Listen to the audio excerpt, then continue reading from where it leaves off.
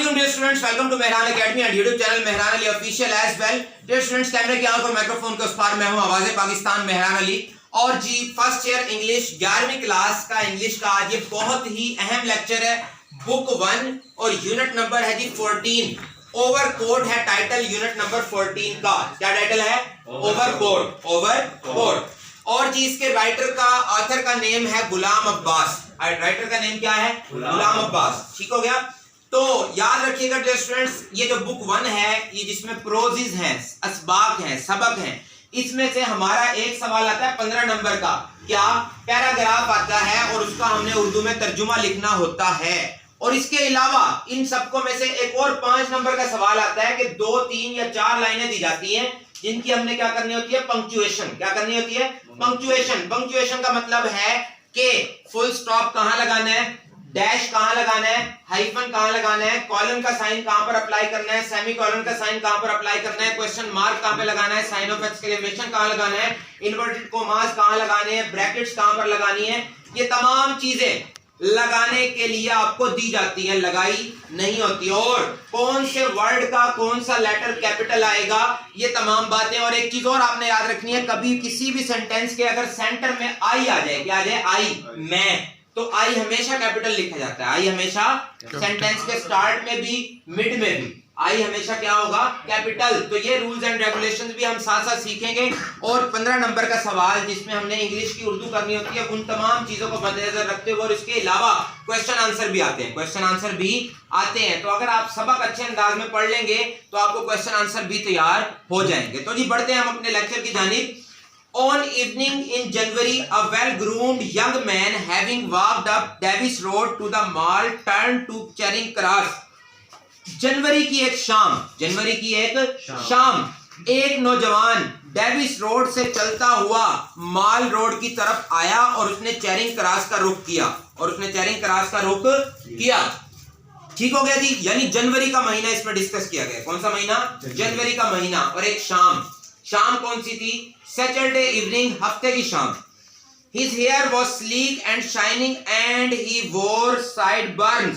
उसके बाल मुलायम और चमकदार थे और उसकी बड़ी बड़ी कलमें थी। साइडबर्न्स का मतलब होगा बड़ी बड़ी कलमें। वोर का मतलब रखी हुई थी। उसके बाल चमकदार, मुलायम और चमकदार थे और उसने बड़ी बड़ी कलमें रखी हुई थी। His thin mustache seemed to have been drawn with a pencil. Mustache का मतलब मूंछें। thin का मतलब बारीक, पतली, बारीक या पतली। उसकी बारीक मूंछें, पतली मूंछें ऐसे लग रही थी। seemed का मतलब होगा लग रही थी, जैसे पेंसिल से बनाई गई हो। He had put on a brown overcoat with a cream colored half opened rose in his buttonhole and a green flat hat which he wore at a rakish angle. इस सेंटेंस में 2 बातें की गई हैं। कितनी बातें की गई हैं? 2। एक तो ये बताया गया कि उसने ओवरकोट पहना हुआ था। ओवरकोट का कलर क्या था? ब्राउन। और दूसरा ये बताया गया कि सर पर उसने क्या पहना हुआ था? एक फ्लैट हैट पहनी हुई थी। Flat hat. और उसका कलर क्या था? ग्रीन कलर की फ्लैट हैट उसने पहनी हुई थी। कैसे पहनी हुई थी यह भी बताया गया है। तिरछे एंगल में। तो इसका तर्जुमा क्या बनेगा जी? उसने एक भूरे रंग का ओवरकोट पहना हुआ था जिसके काज, बटन होल का मतलब क्या होगा? काज। जिसके काज में एक क्रीम कलर्ड शरबती रंग का, बादामी रंग का आधा खिला हुआ गुलाब का फूल अटका हुआ था। और सर पर उसने एक सब्ज फ्लैट टोपी पहनी हुई थी तिरछे जाविये में। A white silk scarf was knotted at his neck. एक सफेद रेशमी मफलर उसके गले में बंधा हुआ था। स्कार्फ की इंग्लिश, स्कार्फ का मतलब क्या होता है जी? मफलर। सिल्क मतलब रेशमी। एक सफेद रेशमी मफलर उसके गले में बंधा हुआ था। One of his hands was slipped into a pocket of his overcoat, while in the other he held a short polished cane which every now and then he twirled जॉन्टली।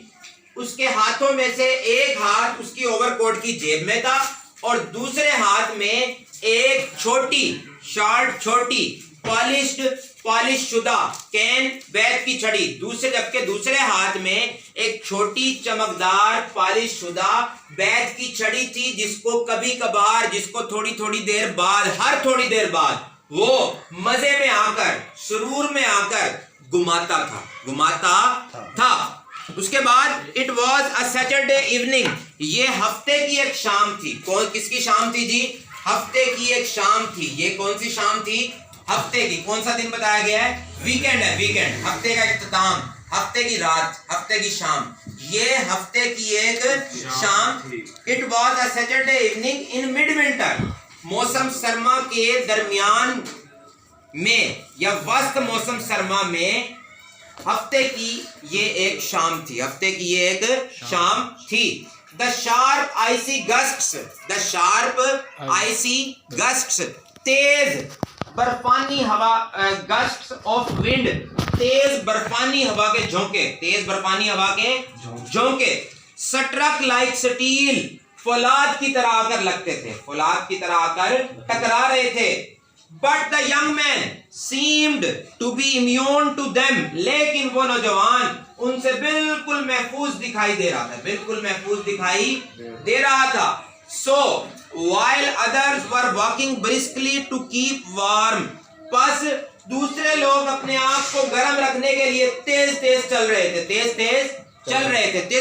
थे। He was ambling along, obviously enjoying his promenade in the bitter cold. वो तेज सर्दी में, सख्त, bitter का मतलब क्या होगा? Intense. Bitter का मतलब यहां पर होगा बेटा इंटेंस। इंटेंस का मतलब शदीद, शदीद का मतलब बहुत ज्यादा। बिटर का मतलब क्या होगा भाई? बिटर का मतलब वैसे तो होता है कड़वा, लेकिन यहां पर क्या होगा? बिटर का मतलब इस फिक्रे में इंटेंस। इंटेंस का मतलब शदीद, शदीद का मतलब बहुत ज्यादा, बहुत ज्यादा का मतलब ज्यादा। कहते हैं वो he was ambling along, obviously enjoying his promenade in the bitter cold, वो शदीद सर्दी में अपनी हल्की चाल से, आहिस्तगी वाली चाल से चलता हुआ बड़ा लुत्फानंदोज होता दिखाई दे रहा था। उसके बाद जी थर्ड पैराग्राफ, कौन सा पैराग्राफ? थर्ड पैराग्राफ स्टार्ट होने लगा है। He looked such a dandy that Tangawalas, on catching sight of him, even from a distance, whipped up their horses and raced towards him. वो इतना अच्छे घराने का दिखाई दे रहा था कि वो इतना रईस दिखाई दे रहा था कि तांगे वाले हत्ता के उसकी एक नजर पड़ने पर बहुत दूर के फासले से भी अपने घोड़ों को चाबुक देते हुए तेजी से उसकी तरफ लपकते। With a wave of his stick, अपनी छड़ी के इशारे से, he turned them away, वो उन्हें दूर भगा देता, उन्हें वापसी कर देता, उन्हें वापस भेज देता। A taxi also drew near him, एक टैक्सी भी उसके करीब आई। And the driver looked at him inquiringly, और ड्राइवर ने उसकी तरफ सवालिया अंदाज में देखा कि हाँ भाई चलना है। सवालिया अंदाज में, बेटा आंखें भी तो बहुत कुछ बोलती हैं ना। उसने नजरों से उससे सवाल कर लिया, किसने? ड्राइवर ने। किससे? नौजवान से। He too, T-O-O-2 का मतलब भी। He too was turned off, उसे भी वापस भेज दिया गया। This time with a, इस मर्तबा उसने छड़ी से इशारा नहीं किया। कैसे भेजा उसको वापसी? This time with a no thank you, इस मर्तबा उसने क्या कहा? नहीं आपका शुक्रिया, कि जनाब आपका शुक्रिया, आप जा सकते हैं, you may go now। ठीक हो गया जी।